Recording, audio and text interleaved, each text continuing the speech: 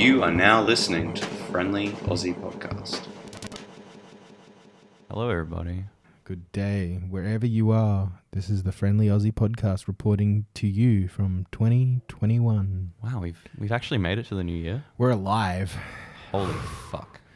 We're But alive. we're locked down currently. Yes, Queensland is in the 3-day lockdown period. Now we're out of it. Yeah, we just finished. Just past 6 p.m. It's kind of weird that they end at 6 p.m. It feels like it shouldn't be, but whatever. But up in Queensland, we really didn't experience a whole lot of COVID this year, did we? No, it's been pretty relaxed here. We had a few intense weeks and that was stressful, and then we felt it again this last weekend. Like the air was definitely a little different.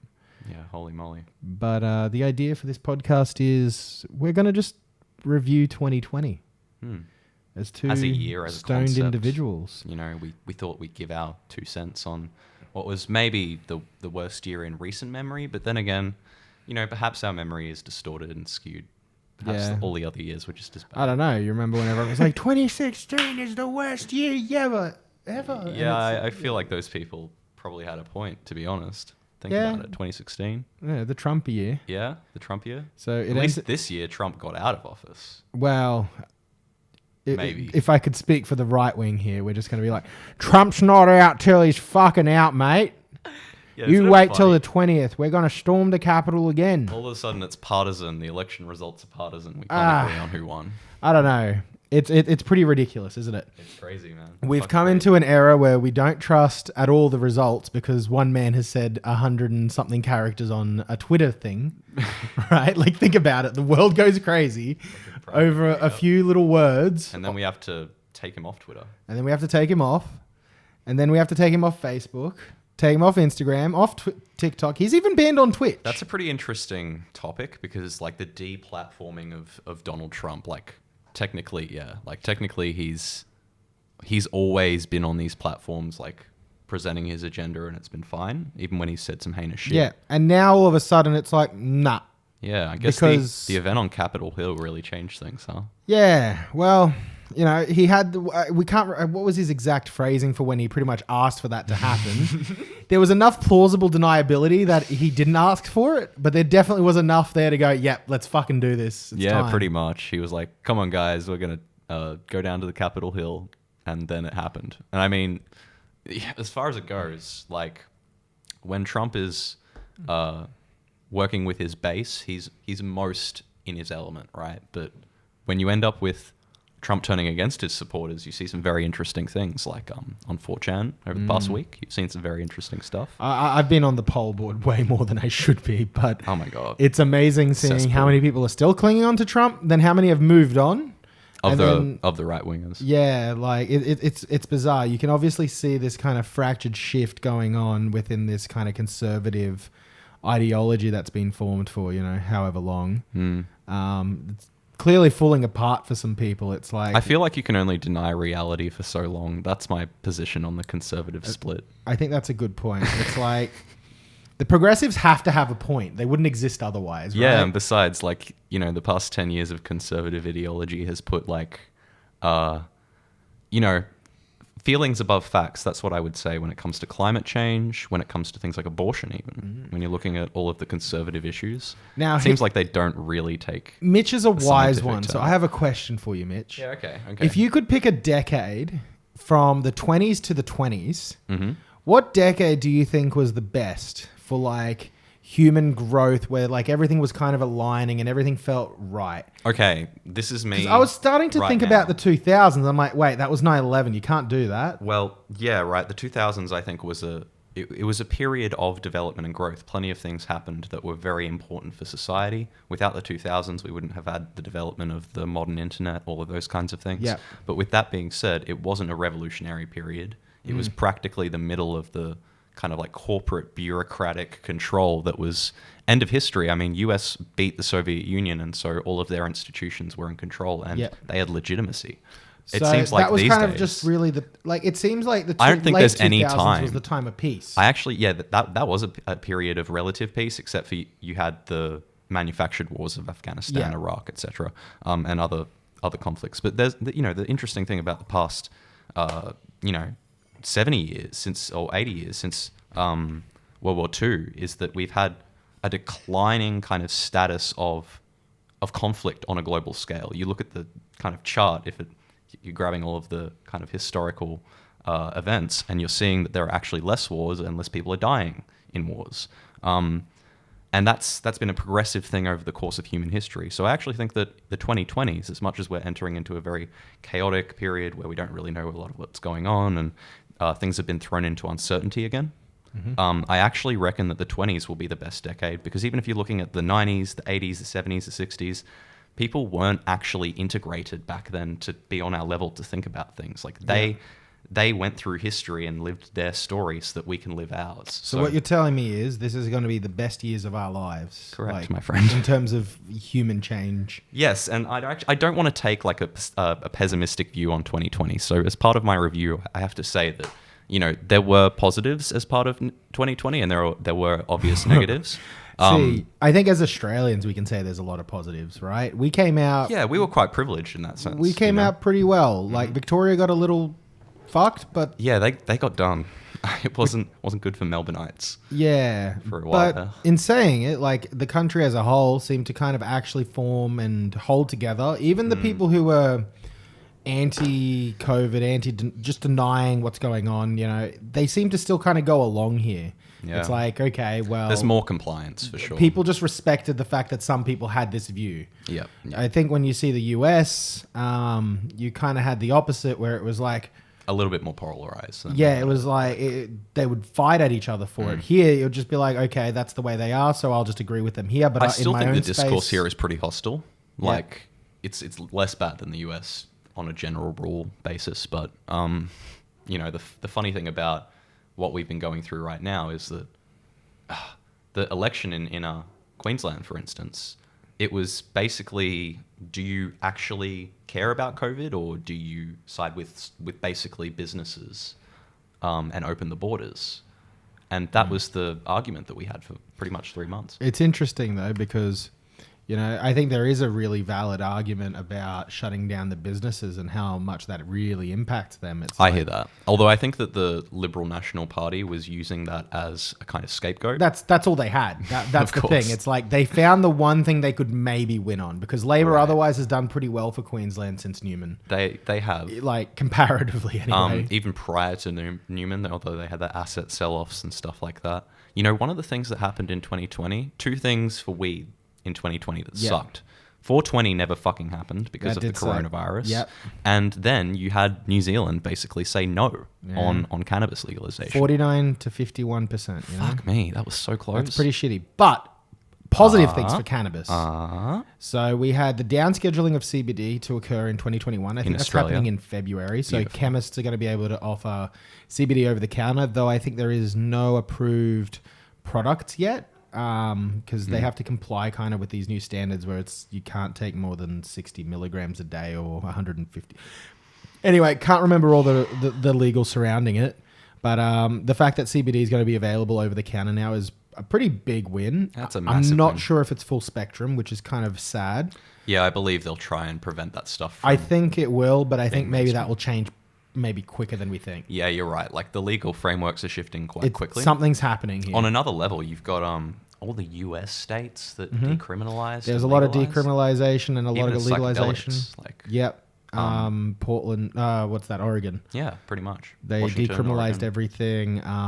And then with the Biden victory, he was claiming he would be decriminalizing cannabis At in one the point, US. he was, yes. Yeah, I think he still is. I think he was saying that, at least strategically, if you want to ask my view, But- because he was like the head of the crime bill in the 1990s. So I you're don't like, know let's- enough about the US kind of laws surrounding cannabis federally. I understand the illegalities, but I think there is probably reason for the federal government to want to at least decriminate it so they can actually profit off it. I'm not sure how the tax system works if the feds actually don't agree with it. It's like, well, you shouldn't be taking money if you don't agree with it then. Yeah, I'm with you there. I think So- that there's a sense that the federal government could use it as a massive source of tax revenue. They're Well, just that's what they should deciding be. not to. Because like the thing about it is I know this was a problem for quite a lot of years in the US. It was you had to be a cash-based business if you were like a dispensary or a legal place. So they had like full armor guards, and there was a lot of robberies going on, and they had to like literally pay their employees in cash. Private security. Yeah. Kind of thing. They even had to pay their taxes in cash because the banks wouldn't accept cannabis money. I don't know if it's as much of a problem anymore, but I think it's still probably on that level due to the legal to being still completely illegal. I mean, it's a safe bet because even vendors like PayPal and stuff, they're very conservative about. Wow. Stone is reviewing PayPal in 2020, so Fab got banned from fucking PayPal. PayPal is an F tier app. Yeah, service. like Elon Musk, go back and complain. Yeah, you're the richest dude on earth. Let us make a couple of bucks. Come on. So we got removed from PayPal for actually reasons unknown. First time it was because we had the grinder rule in the store, and that got removed. We got unbanned, and then a few months later they banned us again for absolutely no reason. They actually said you just broke some sort of thing, and then when you send them an email, they're like, it's somewhere in there. Like, they don't tell you what you broke, what you did. It's just like, nope, we've made this decision and it's final. And it's sitting there. I can't call anyone. I can't talk to anyone. It's fantastic. So thanks, PayPal. Thanks. That sucked. So we're just trying to like sum up the year. Give us an understanding of what to rate this. Really. A little bit of our years as individuals, Joe and Mitch, Josip and Mitch, however you want to call me.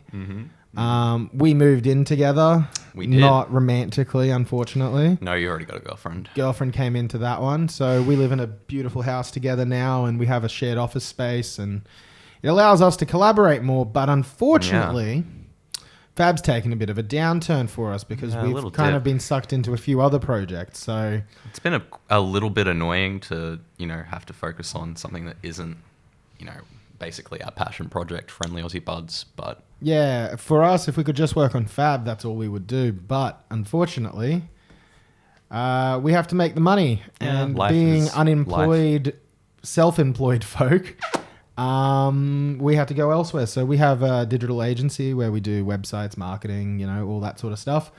And that's pretty much taken over most of the direction of what we're doing day to day. And we're still trying to put a bit of Fab content out, such as this podcast right now. And yeah, we want to keep up with you guys and maintain this. We're a little behind, but we do love our audience and our community. And we want to keep growing and furthering cannabis education across Australia.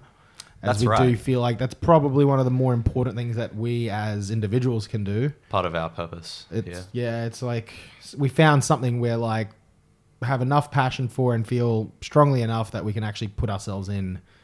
Let's get this done. That's a good point. It's like one of the first times that like I've been working professionally and my broader vision is in alignment with like actually what I'm doing at work. Yeah, it's kind of interesting that way. Like it's a little different. Yeah. Like I am officially unemployed for 11 months, 2 weeks roughly. I quit last year. January 31st was my last day. So 2020 was good because Josip quit work. I quit my job, which was great. COVID happened. Quitting my job maybe wasn't the best decision. Yeah, it was an unstable period to do it in. We also created like a mini office for a while in oh yeah, we did have an office. Yeah, we had an office at a friend's place. He had a spare kind of living area, and we used that for 3-4 weeks, and then COVID hit, and we went into lockdown. Then after lockdown, we started thinking that maybe the best thing was to actually get a house together, because the rent of that plus my existing rent, it was like, it's adding up to almost the same amount. Let's get some more freedom, some more flexibility, and that's how that happened. Yeah, it was all very sudden. Like I wasn't expecting it to happen, but here we are today. It just snapped our fingers and boom. Yeah. So that's been a bit of a trip for us. Kind of growth and development in this year too, because you're just reflecting in your house. Like you can't really do an awful lot when everyone's just chilling. Yeah. This year. So, and a lot of the plans that we had kind of went out of the window. So it felt very introspective. Yeah, very introspective year, which has probably been really good for us as entrepreneurs in a sense, like moving forward, trying to find how else to sustain ourselves, how to live, how to grow. And also like, what are we going to do as people to help others who are struggling and shit like that? That's it. Because honestly, people right now, at this stage in the economy and in our society, they There are definitely seems to be a struggle. fucking doing it tough. Even some of our mates, you know what I mean? Yeah, So most. it's like, how do we fit that into our purpose? So what's interesting is, like if you're on any of the Facebook community groups, right? It seems like you're seeing more and more theft and break-ins and things like that occurring in suburbs. Yeah, no doubt. And I don't know, like, you probably could have some correlation with, the stimulus Centrelink payments kind of coming down.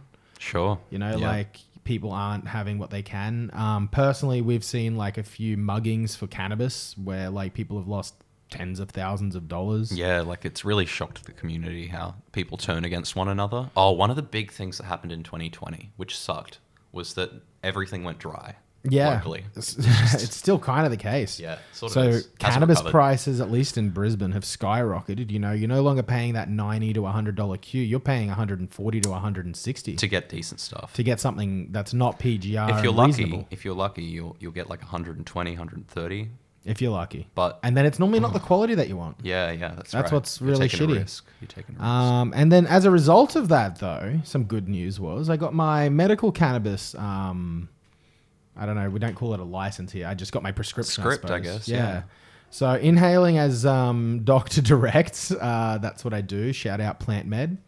And that was a pretty interesting experience to go through. And now getting the legal cannabis, which is coming on par with roughly the cost of street cannabis. It's ridiculous But how the competitive it is at this quality point. is better. It's most of good. the time. The only thing that prevents it from being like objectively better for most people, like the whole process of applying with the TGA can be difficult for some people. Yeah. If they don't have the right connections and such. It's not the hardest thing. Not the hardest the thing, biggest but problem it's a you're going to barrier. face is if you've been neglecting any aspects of your mental health and stuff. Because like a lot of us probably smoke for mental health reasons rather than just pain or That something is like that. a pretty important Right? distinction between medicinal and recreational. Yeah, and if you're looking at it for your mental health side, if you've never taken depressants and anti-anxiety things and you're telling the doctor you want to try cannabis for it, they're going to be like, try these pills first.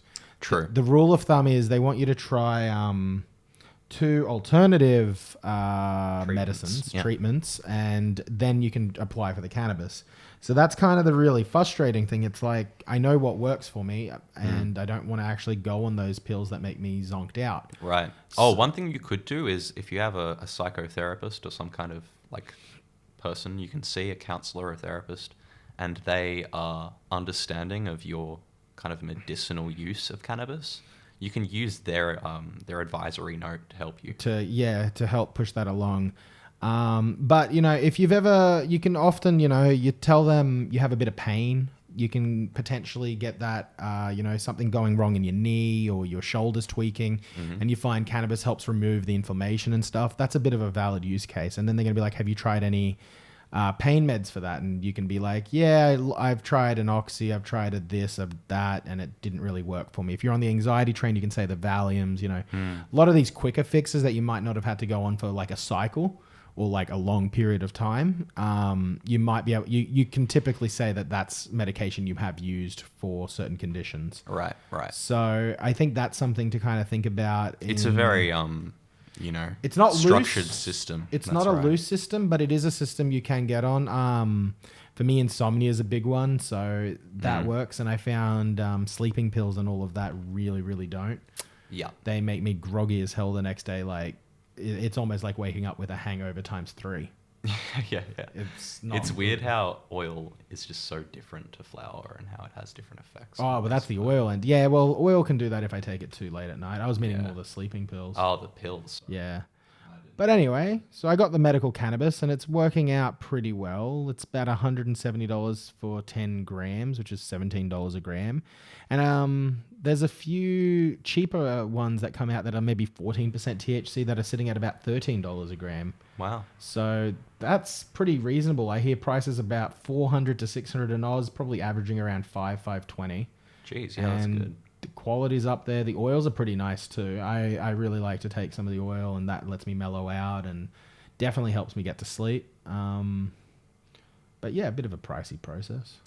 Yeah, it's one of those things. I don't think it's for everybody at this stage, but it's worth looking into if you're a daily smoker or vapor or cannabis user, and you don't really want to keep dealing with the black market, and particularly if you have medicinal applications for cannabis, great idea. So yeah, give it a go, give it a shot. So what else was happening in the 2020? Honestly, I think one of the things before we leave the medicinal cannabis kind of topic is that access was expanded like significantly this year. Patients jumped on it. I think that was due to lockdowns and things like that. There was also a loosening of the laws. Yeah, a little bit of that. Yeah.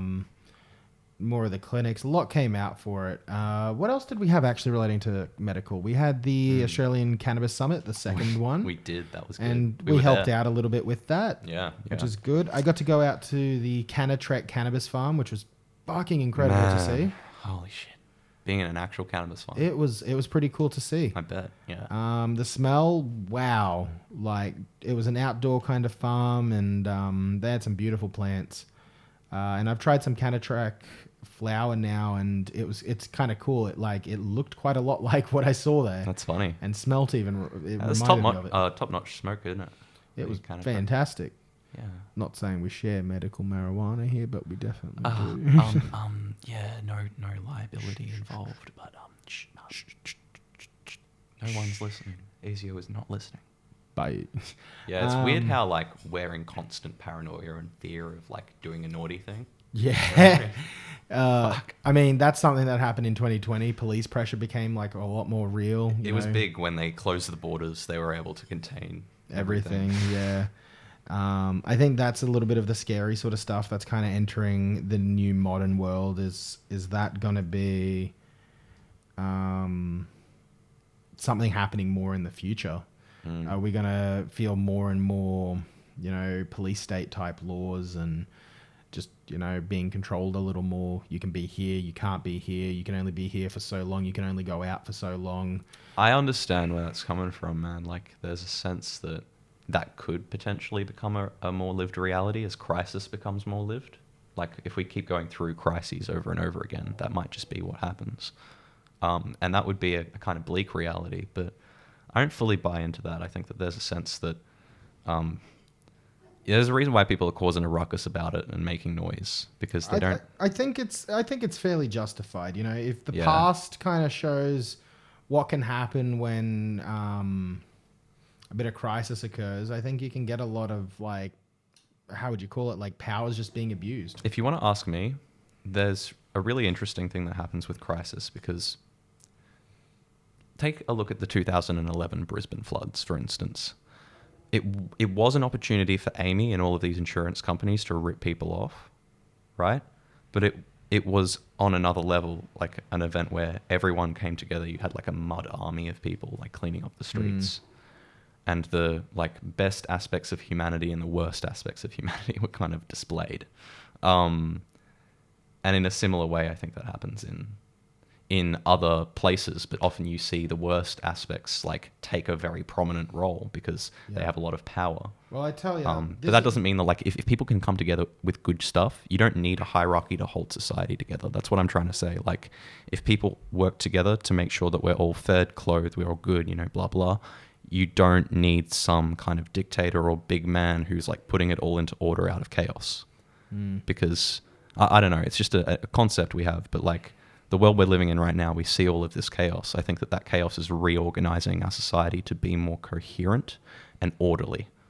Like that's happening right now. Even though it doesn't seem like it, there's an arc where, we'll eventually be able to self-organize, or there will be some kind of dictator organizing us. Yeah.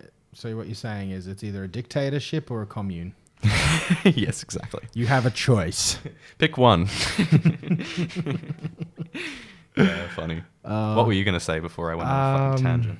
Bloody, where was my mind? Where is my mind? Oh, Pixies. Oh, so good. Where was I? Yeah, I can't remember. That's gone. Damn it. That's okay. We'll pick up where we left off. Out. Yep. So, I mean, as far as it goes, 2020, I think, has been a remarkable year. Like, a lot has happened that you'll probably remember for a fair while. Perhaps that is recency bias. Perhaps that's the illusion of time. And people take like really weird significance in terms of years. I mean, we are humans with that kind of calendar logic. It's what we understand it to be. Yeah, it's very strange to me because people are like 2020 is the worst year ever. It's like 2021 will be no different unless we all like make it different somehow. Yeah. I don't know. The people that I see saying 2020 was the worst year ever seem to be trapped.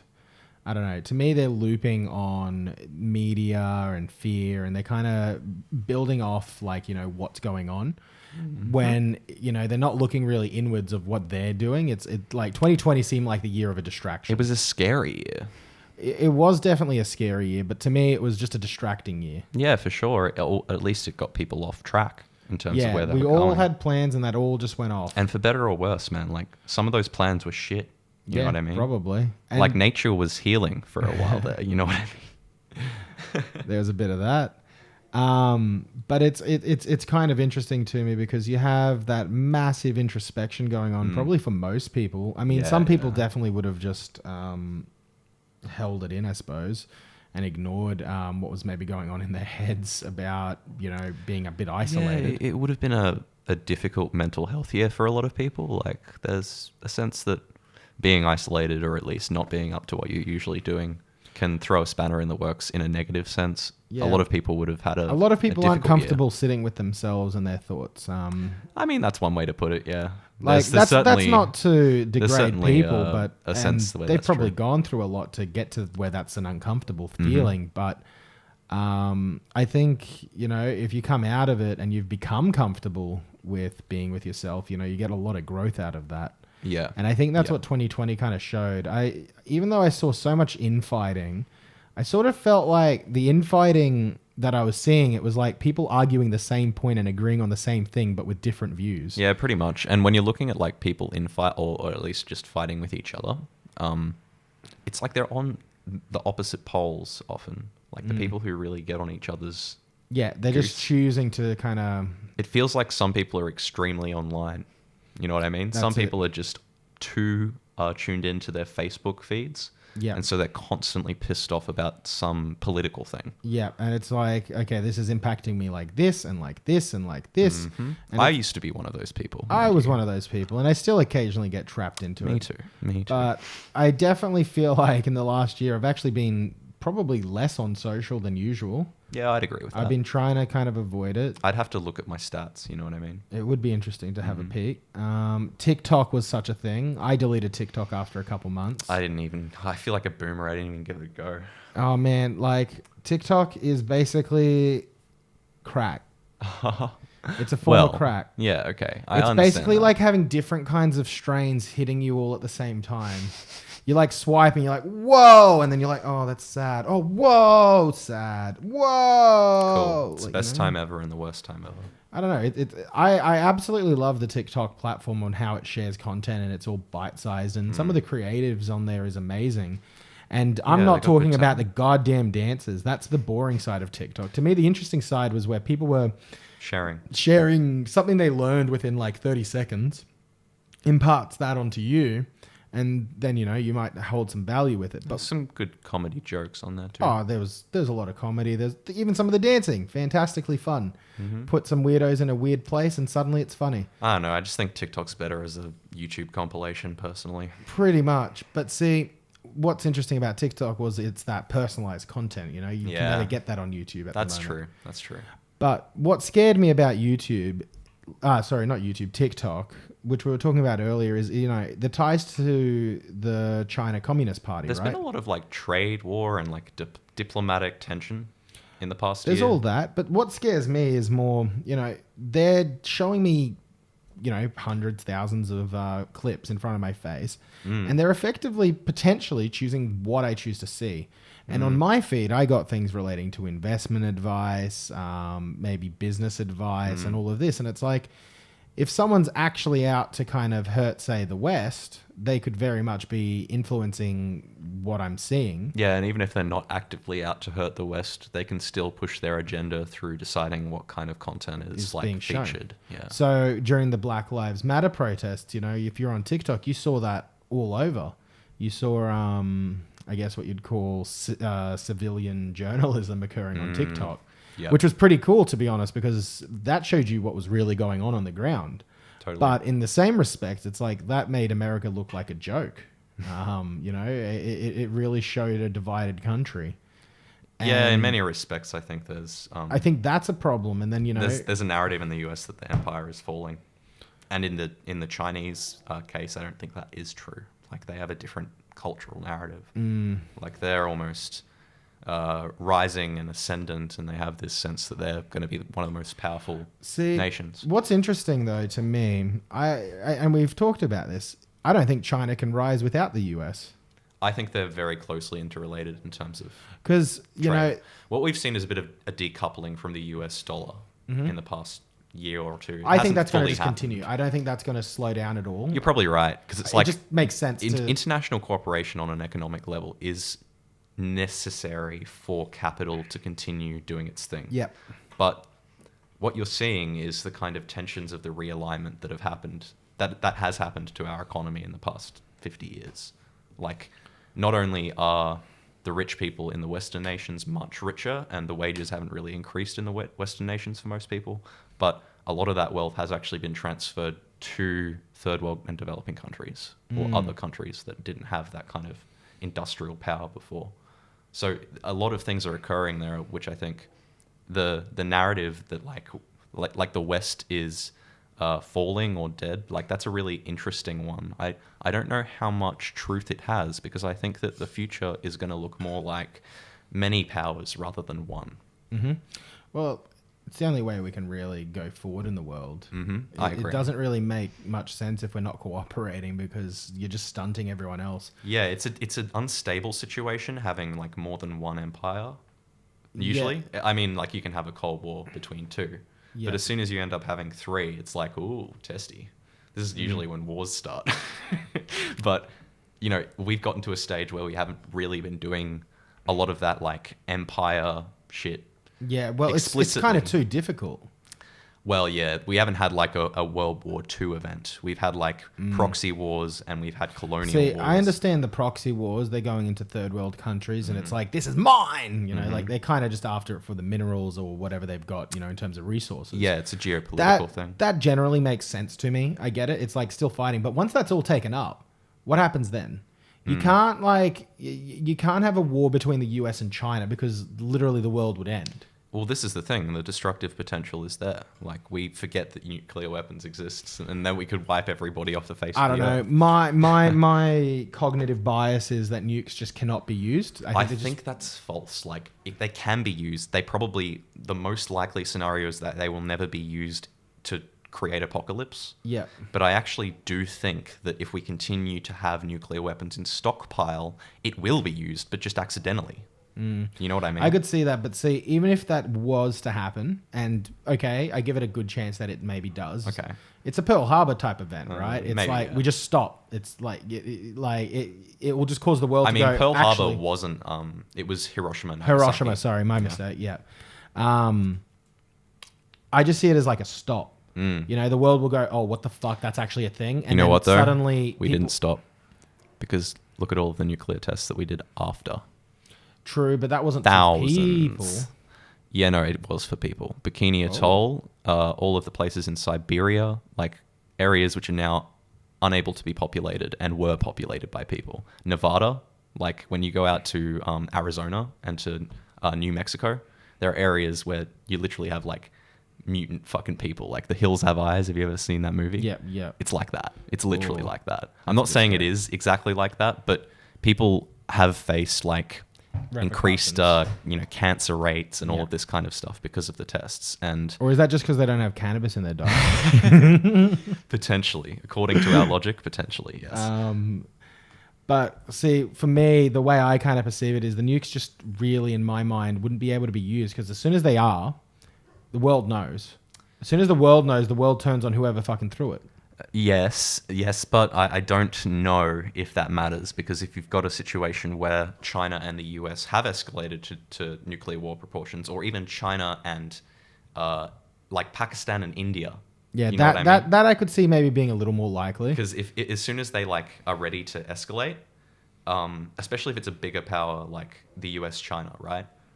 They have such an arsenal that they'll send off hundreds at once, and people won't know that they're being fired until they end up in range of the measurement stuff. So they'll and missiles go really fast. Like, the reason why nuclear Armageddon is still possible is because we're not dropping them from planes anymore, right? Some nuclear missiles, ICBMs, and all of those radar technologies, they don't even fucking pick them up. Like, that's an existential threat for sure. It's probably not going to happen, like you say, because it's this mutually assured destruction dance. But yeah, it's a bit what of a we've got weird to one. recognize is that, man, we need to denuclearize, because in the future you might have a more unstable world order, and that might not be good. That's at that point. It's true, but we should start now, in my opinion. I don't know. I forgot who said it, but the Nobel Peace Prize should probably go to the nuke in some respects, because it's definitely... I would say that maybe in the Cold War period, but at this stage, I don't know if it's even that helpful, because you no longer have two sides going at it and they're the major powers. You have like multiple sides with multiple forms of nuclear arsenals, and one of them could attack and then it would be over. Like, that is the situation I fear.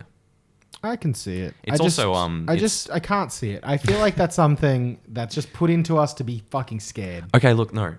I'm not necessarily like create a Fallout shelter, right? Or anything Fucking like that. do it, though. You could, right? Probably should. Play Fallout in the Armageddon. We need to get a bug out bag. Fuck. Okay.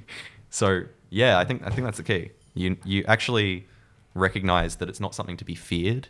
It's actually to be seen as like, oh, that's a potential that we created before 1940s, before the Manhattan Project. Human beings didn't have the destructive potential to destroy a world, and now we do. And that's an interesting contrast. I think that human beings are going to have to like learn to take responsibility for nuclear weapons,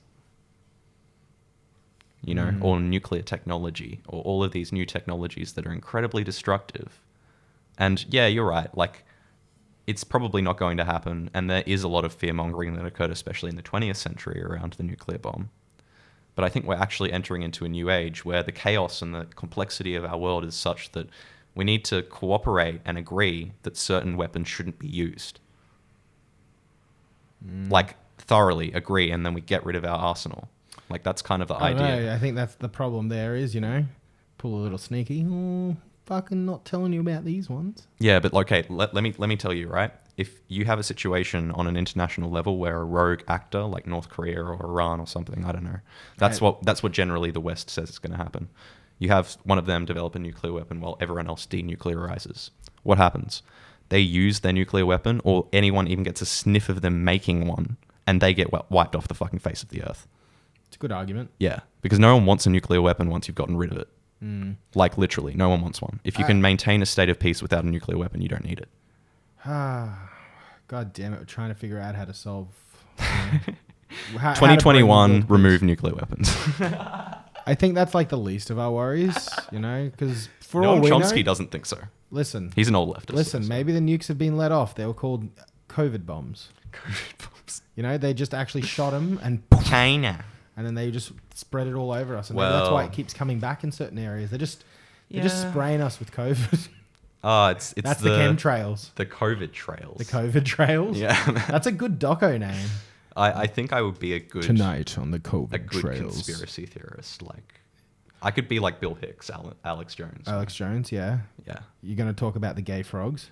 Yes, and I'm going to talk about Agenda 21 and the Great Reset, guys. The Great Reset's an interesting one. That's, I think, going to be the conspiracy of 21. It's already the conspiracy of 20, if you ask me. It started in 20, but it's going to be the highlight of 21. Well, now that QAnon is mostly delegitimized. QAnon and Trump going away, like Trump draining the swamp, that's the old conspiracy. The new one is the Great Agenda Reset. 21 has been boiling in the public consciousness, like slowly bubbling for like 30 years. Like, in terms of the conspiracy being like adopted by people on the mainstream, people have been talking about Agenda 21 for ages, but it's become more and more accepted as a theory. Like, people actually know what it is and what it means. And the interesting part about this whole thing is that, the Great Reset seems to be a bunch of people who are in power postulating on like what they'd like to see in terms of sustainable like goals. And they're liberals. They probably have their own goals about maintaining their own wealth and power and stuff like that. So it's not all good necessarily, but when you look at some of the stuff they're advocating for, it seems it seems like almost inoffensive. Like a lot of it doesn't really tickle my goat like that. But I don't know. The great reset to me is Bitcoin. Fuck you all. That's what I come back to every time. Oh man, there's been a bit of a downturn on the crypto market, but it was doing well for a while though. Oh mate, there had to be a downturn. If there wasn't, I'd be scared because then the downturn would be way, way worse. So as we speak, it's 35,000 USD for one coin. Buy up while you can before it hits 1 million. Yeah, I mean, if you want to just watch your money grow or collapse, I mean, it's up to try you. Bitcoin. Do you like gambling? I like gambling. Actually, no, I hate gambling. I actively hate gambling. My dad's a professional and I hate it. But it makes some sense to me also that like, yeah, you would dislike gambling, but also like speculative trading because it's like, it's gambling without the gambling. Yeah, it feels like I can win. Yeah. Like there's no real odds against me. It's only me against me. Yeah, I guess there's the rest of the I market tell you, to deal with. Speculative trading, it's fucking addictive. But what it does for me, that the reason I love it, it just flows. It just makes sense on how it works. And that logic that kind of sits there, it's like, okay, I get it. I get why I got burnt. Yeah. But the biggest thing for trading is it's the self-discipline. Yeah. You know, it's knowing how to not be greedy. That's the real secret, and holding no emotions to your wins or losses. For a ethnic Croatian man, holding in emotions not the easiest of things. Yeah, you're right. Until it is. Dun, dun, you're a meditative, like Buddha mind kind of state when you're trading. Do you know what I mean? Wow. You're like an enlightened businessman. I wish. That's what I wish I was. You go on a seminar to a yoga retreat. Listen, we've gone to Bitcoin. We've hit 40 minutes. We probably just need to wrap this up. It's been a good fucking session, bro. This has probably been a podcast that I don't know if our community is going to get behind. Bro, podcast for the ages, baby. And you know what? 2020, we have to end this off like with the actual review of 2020 because that's what we said we were going to do in this. So looking back at all of this commotion and ruckus that has happened over the past year, we've missed a lot. But what is your verdict, Josip? What do you think about 2020? Good size, not bad. Oh, yeah. No, oh, you kind of threw me off there a little bit. It wasn't bad. I think it wasn't the worst year, to be honest. Like, I think there was a lot of terrible things in a sense that kind of occurred, but I don't actually see anything overwhelmingly bad. I think there's been a lot of growth for the world as a whole. Yeah. You know, just seeing that existing systems maybe shouldn't be running how they're running. Yeah. Maybe the most important thing isn't actually working, 40 to 80 hours a week. I think people started to witness that. I think people started to connect with their families at home more again. For sure. Starting to realize, actually, maybe this is what's a little more important for me. I think maybe some people found new passions and interests because they kind of had to. They didn't, they couldn't go down to the pub every Friday night and get smashed. Maybe they found something else to kind of replace that was maybe healthier, maybe not. Yeah. Like a lot of people picked up gym when the gyms opened here. Yep, that was big, just something to get out of the house and all of that. So I'm going to give, out of 10, I'm going to give 2020, I want to give it a 420, a 4.2, but that's too low. I'm probably going to give it a 6 out of 10. 6.9 out of 10? Yeah, okay, 6.9 out of 10. Okay, perfect. Excellent. And I don't know, now it's all on me. I guess when it comes to 2020, there were a lot of really positive signs, like you said, a lot of positive developments. Things moving in the right direction just as a result of us working through things like gradually and processually through time.